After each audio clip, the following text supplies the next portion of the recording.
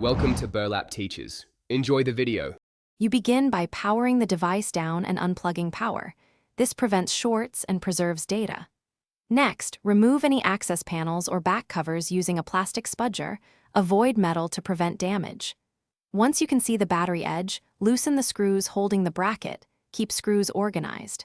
As you lift the battery slightly, inspect connector orientation so you'll reattach correctly later. Doing these steps now saves time and reduces risk when you peel the old sticker off.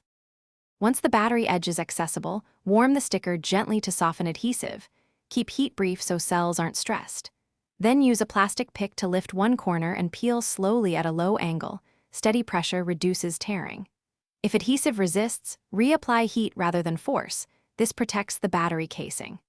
After removal, clean leftover glue with a small amount of 90% isopropyl on a lint-free swab, making sure not to wet connectors. Let the surface dry fully before applying the new sticker.